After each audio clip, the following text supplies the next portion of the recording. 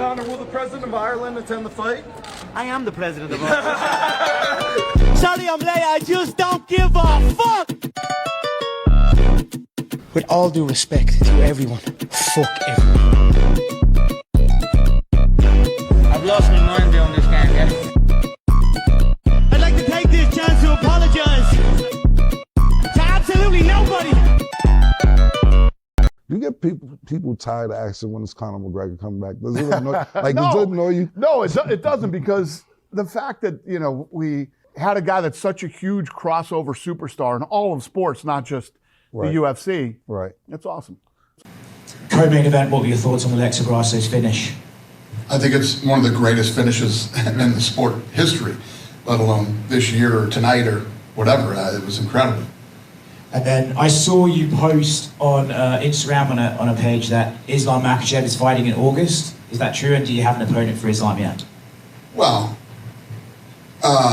Ali was out there saying July, and yeah, it's August that we're looking at.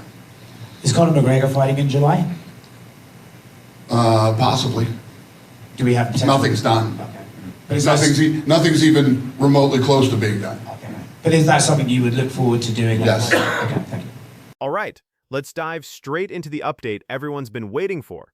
Dana White just dropped some critical nuggets about Conor McGregor's highly anticipated return. When asked about Islam Makhachev's fight timeline, the conversation swiftly pivoted to Conor, with the reporter asking if July is still a possibility. Dana's response, a cautious possibly, followed by nothing's done, nothing's even remotely close to being done, paints a picture of ongoing, delicate negotiations. Yet, his immediate follow-up, admitting he'd look forward to doing a Conor fight, is the subtle nod of optimism we've been searching for. It confirms there's definite movement and genuine intent from the UFC side to get the Notorious back in the Octagon, even if the details are still far from finalized. Dana, just to piggyback off the Conor thing, are you more optimistic than before that Conor is going to fight? Because obviously it's been a couple of years. I am. I was pretty optimistic at the end of last year. So, end of last year, going into this year, I'm still confident. Following up on that, another reporter pressed Dana on his level of optimism regarding Conor's return, specifically if he's more optimistic now. Dana's clear and concise, I was pretty optimistic at the end of last year, I'm still confident, is a significant declaration. This isn't just a throwaway line. It's the UFC president expressing genuine confidence in McGregor's comeback. Given Conor's prolonged absence and the various hurdles faced, this sustained optimism suggests that key obstacles, perhaps related to USADA or physical recovery, are being cleared. This confidence from Dana himself is a powerful signal that we are indeed closer to seeing the biggest star in MMA back in action. Just one quick one for me. Hate to bring him up, John Jones. I know he was never in contention to fight on that White House card. But he did say that he was offered $15 million and it came down to money. Is he lying when he says that? Who gives a shit? So did the negotiations just fall out over money, or was he not? I've already talked about this a million times, and John knows what happened. Okay. John knows what happened. I don't know. So, first of all, leading up to this, whatever this is, you know, all I do is John Jones the GOAT, he's the greatest. Dana White's visible frustration here, shutting down questions about John Jones's alleged $15 million offer with a blunt, who gives a shit, and referencing past narratives, offers invaluable insight into the complexities of dealing with megastar negotiations. This isn't just about Jones, it's about the intense media scrutiny and the delicate balance of fighter demands versus UFC's bottom line. For Conor McGregor's return, this same pressure cooker exists, if not magnified. Dana's short temper shows that negotiations for top-tier fighters are rarely straightforward, and there's often more going on behind the scenes than what the public or media perceives, making Conor's deal undoubtedly multifaceted. And this happens every week at the UFC. There's all kinds of negotiations going on. You know, you think John Jones is clamoring to fight? Like John Jones is like, we have to give this guy 3 fights a year if he really wants to fight. Legally, we have to give him 3 fights a year if John Jones is chomping at the bit to fight. And if we don't, we have to pay him. This clip, where Dana explains the contractual obligation to offer Jon Jones 3 fights a year and the financial implications if they don't, sheds light on the intricacies of high-level fighter contracts. While Conor McGregor's contract might be unique due to his unprecedented star power and infrequent fighting, the underlying principles of fighter compensation and activity remain. For Conor, whose fights are mega events, the financial stakes are astronomical. This segment suggests that the delay in his return isn't merely about finding an opponent, but likely about intricate contractual clauses, guaranteed pay, and aligning monumental financial expectations with a feasible fight schedule. Well, Dana, as you said, probably the card of the year so far, an amazing event. We'll go to the main event. What your thoughts were on Israel's performance and Joe Pyfer's win? What did you think of the main event? Yeah, I mean that's what we were talking about in the back. We started looking at all the performances tonight for Pyfer to come in at number 14, and beat Israel Adesanya, one of the best middleweights ever, and the number 4 ranked guy. It's pretty impressive, and to finish him. There's going to be a lot of talk about like Izzy and where he is in the sport and this stuff. But what did you think of his performance before he ended up getting taken down? Good. The discussion about the card of the year and Joe Pyfer's impressive upset over Israel Adesanya sets a crucial benchmark for the UFC's current standard. Dana's enthusiasm highlights the incredible performances that are captivating audiences. For Conor McGregor's return, this means the bar is incredibly high. It's not enough for him just to fight. His comeback needs to be a truly monumental event, a high-impact card-of-the-year contender itself. This underscores the immense pressure on the UFC and on Conor to deliver a spectacular, relevant, and defining performance that stands shoulder to shoulder with the best the sport has to offer right now. Yeah, I thought he looked great. And then for Joe Pyfer, right, what does it do for him having a legend like Israel on his resume, and where do you think he can go from here? It's huge, and more importantly, the Joe Pyfer story, and now the guy's ranked in the top 5 in the UFC, which is very, very tough to do. Did you know he was considering suicide a couple of weeks ago? I did not know that. That's what he said in the cage. Yeah. So hopefully he's okay. Yeah. Going to the co-main event, probably the nastiest finish we have seen in a women's event. He said he was considering suicide a couple weeks ago. That's what he said, right? Yeah. Joe Pyfer's deeply personal story, revealing he considered suicide just weeks before his career-defining win, adds a profound human element to the high-stakes world of fighting. This narrative of overcoming immense personal struggle to achieve triumph resonates deeply. For Conor McGregor, whose journey has also been marked by extreme highs and lows, including a significant injury layoff, his return carries a similar weight. It's not just about winning, it's about the narrative of his comeback, the mental fortitude required, and proving to himself and the world that he can still perform at the highest level after facing adversity. This human story is key to his appeal. Piggybacking off the Grasso win, what is going on with the flyweight title with Valentina Shevchenko? Is there any plans to get her back in there pretty soon and defend her title? Yeah. Yeah. Okay, so that is in the works. And then same thing with strawweight. We haven't heard much of what's going on. I mean, everything's always in the works. For sure. No, I'm just saying, like, 'cause a lot of people have been asking with the women's fights. Obviously, Kayla's still recovering, so I think some people wanted to see some movement at 125 and at 115, right? So. And if you think other people want to see some movement, imagine what we want to see. No, for sure. And I know it's tough to put stuff together. Dana's discussion about the logistical challenges of scheduling women's title fights, particularly for Valentina Shevchenko and the strawweights, highlights the complex choreography behind matching top fighters. He acknowledges that everything's always in the works, but it's tough to put stuff together. This complexity is amplified exponentially for a superstar like Conor McGregor. His return involves not just an opponent, but a massive venue, specific dates, broadcast windows, and global marketing. These movement issues for other champions give us a glimpse into the far larger logistical puzzle the UFC faces in orchestrating the return of their biggest draw. Terrence McKinney had a really good win. I don't think he's won a bonus yet. Is that someone that you considered tonight? We did. We talked about it, yes. Yeah. Yeah. Yeah, it was a rough night to pick bonuses. And that's always a good problem to have. Yeah, but anybody who gets a finish gets a bonus too. Yeah. Got to mention Lance Gibson on the prelims, someone that I know came in on short notice. He told us that a lot of people in his debut did not want to fight Bobby Green. He steps in, he loses that fight, but then he gets this opportunity and knocks out Chase Hooper. And obviously the fans were on Hooper's side here. What did you make of his performance? Someone that's been fighting for a while, gets the opportunity, takes advantage. The mention of fighters like Terrence McKinney and Lance Gibson, and Dana's difficulty in picking bonuses due to the sheer number of impressive finishes speaks volumes about the current depth of talent in the UFC. Every fighter is taking advantage of their opportunities. While Conor McGregor operates on a different plane, his return will undoubtedly be scrutinized against this backdrop of rising stars and high-level performances. It's a reminder that even for a legend, proving he can still compete and deliver bonus-worthy performances against the hungry new generation is crucial for his continued relevance and legacy. I mean, anytime, that's what this is all about. That's what this game about. This game is about opportunities and who takes them, who delivers, you know, no different than we were just saying about Piper. I mean, everybody's taking an opportunity and you're all trying to have the best possible performance you can have. I mean, Casey O'Neill tonight. I mean, we could just go down the list. The card was incredible and yeah, it's all about opportunity. What did you make of the scorecard on the Adrian Yanez and Ricky Simone fight? I don't know. I didn't. Dana's emphasis on opportunities and who delivers underscores a fundamental UFC principle. This applies to every fighter, from rising prospects like Piper to established legends.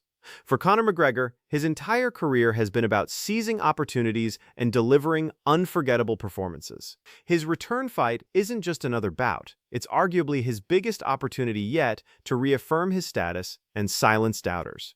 The pressure on him to deliver the best possible performance, akin to the incredible card Dana just witnessed, will be immense, setting the tone for his future in the sport. I heard that people were talking about that. I don't have any. Yeah, it was a weird finish, well, at the end, because it looked like Yanez had maybe finished him, and then it ends up being a draw there, so yeah, might want to check that one out. And then, did you see the scorecard for the Tyrell Fortune and Tybura fight? I don't think we've ever seen that in the UFC where the wrong scorecard was read out, and so they had to bring the fighters back. It's happened before. Yeah. It is not in a while, though, right? Yeah. Buffer probably hung himself somewhere back here tonight. But yeah, Buffer is an absolute pro, and very rarely does that guy make mistakes. The candid discussion about scorecard controversies and Bruce Buffer's rare but impactful mistake serves as a stark reminder of the immense pressure and human element inherent in live combat sports. For a Conor McGregor fight, where global attention is at its peak, every single detail, from the judging to the commentary, is magnified 1,000-fold. This segment highlights how even the smallest error can spark huge debate, and the UFC works diligently to ensure precision. It underscores the scrutiny that will surround every aspect of Conor's return, where flawless execution is expected on all fronts. Is this going to be like an annual destination, you think? Like, it seems like this place is awesome. Yeah. I mean, we were lucky because we were in London last week, and the weather was better than summertime there, and then we come to Seattle, and the weather's good too. Right? Yeah. You know. Poly Market should have took some odds on that one. The weather's great. The fans here are incredible. It's a great city. Seattle's a great city, and yeah, I'll come back here as much as possible. Dana White's enthusiasm for Seattle as a potentially annual destination, praising the city, weather, and fans, highlights the strategic importance of venue selection for the UFC. A Conor McGregor return is a massive logistical undertaking, and choosing the right city is paramount. It needs a passionate fan base, excellent infrastructure, and a market that can handle the influx of media and tourists. This discussion on Seattle's appeal provides a lens through which to consider the carefully weighed options for where Conor's monumental comeback will ultimately take place, ensuring maximum impact and fan engagement. With the White House card for celebrating 250 years of America, I'd like to challenge you to go to all 50 states in the next 10 years. Okay.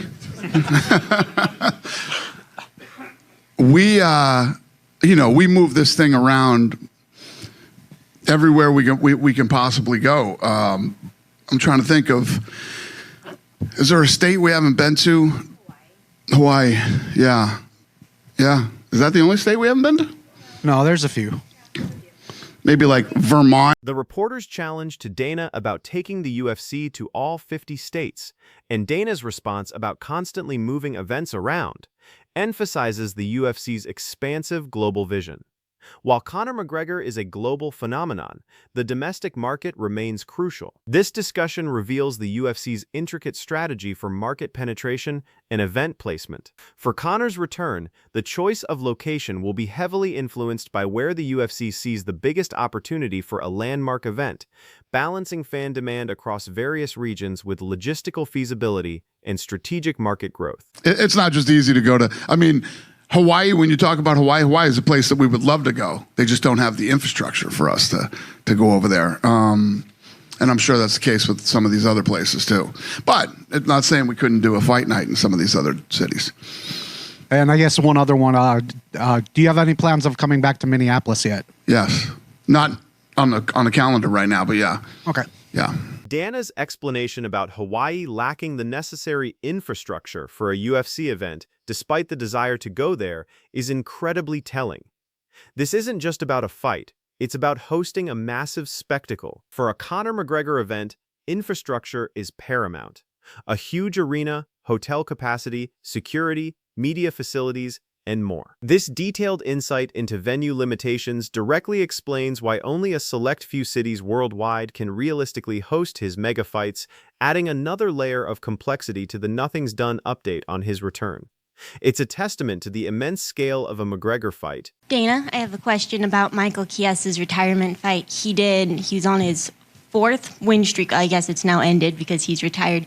Can you talk about his legacy and where you see Michael like throughout his career and everything? Yeah, he's had a great career. I mean, he's had a great career. He's achieved some, winning the Ultimate Fighter and then coming into the UFC and actually staying here for as long as he did and continuing to fight. And obviously he's talented enough that he's on the broadcast team too. So Michael Chies's retirement and Dana's reflection on his great career, winning the Ultimate Fighter, staying in the UFC, and transitioning to broadcast, highlights the diverse paths fighters forge. For Conor McGregor, his return solidifies his already legendary status and adds another chapter to his unparalleled career arc. While Conor's post-fight career is a distant thought, every fight, especially a comeback, contributes to his legacy. This discussion subtly underscores the impact a fighter leaves, and Conor's return is poised to make an even greater indelible mark on the sport's history. Dana, right here. Yep. You guys recently announced the Manel Kape versus Kyoji Horiguchi rematch in the Apex.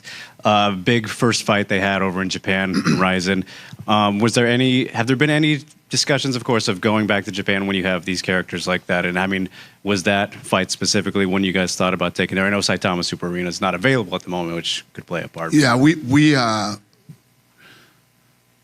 would love to go back and do a fight in Japan, and we do talk about it often. We just haven't found the right time or fight or whatever it might be. But yes, we want to go to Japan. Dana White's statement about wanting to return to Japan, but waiting for the right time or fight, illustrates the strategic planning behind major international events. A Conor McGregor fight is the definition of a right fight to anchor a significant global expansion. His return isn't merely about setting a date, it's about maximizing its impact on the UFC's global footprint. Whether it's in Japan or another major international market, Conor's comeback is a pivotal piece in the UFC's broader strategy, showcasing their biggest star on the world stage. All right. What do you got, brother? So I've seen a lot of fans and viewers online commenting or discussing what they perceive as a lot of AI-generated content in the broadcast that maybe wasn't in previous iterations of the UFC. Is this something that's coming with the Paramount deal or just a new direction for the UFC, or do you have any insight on that? What does that mean? AI stuff, commercials, part of the promotional content, just AI in the UFC in general. I've seen fans complaining about. Oh, yeah? What are they complaining about? I guess I've seen people saying that the UFC should be paying artists instead of using generative AI, stuff like that. Give me a fucking break. AI is coming, and if we're using AI, who gives a shit? Dana's blunt reaction to fan complaints about AI-generated content in broadcasts, give me a fing break, AI is coming, and if we're using AI, who gives us, perfectly encapsulates his shut up and watch the fights mentality. This directly relates to the Conor McGregor return. While fans dissect every detail, Dana's primary focus is always on the main event, the fight itself. This unfiltered response reinforces that, for his biggest star, the spectacle of Conor fighting will always trump any peripheral production complaints, solidifying the idea that Conor's return is the main event, not the fluff around it. Internal choice, Who gives a shit? It has nothing to do with Paramount. Paramount's not telling us how to run our production. We run the production. Sure. So every time we change, we go from Fox to ESPN, and then we go to Paramount. People are like, ESPN's doing this, and Fox is doing that, and Paramount, they're not doing anything. They have nothing to do with our production. They do create some of their own spots for fights, but we do all our, everything from the artwork to production to music, everything is done internally and always has been at UFC. Dana's strong assertion that the UFC maintains full control over its production, from artwork to music, and isn't dictated by broadcast partners like Paramount, highlights the meticulous detail and autonomy the organization maintains. This is particularly relevant for a Conor McGregor return, where every aspect of the event, from promotional materials to the walkout production, will be internally crafted to maximize impact. It ensures that Conor's comeback will be presented exactly as the UFC envisions it, a testament to their dedication to creating a truly unforgettable spectacle around their biggest draw.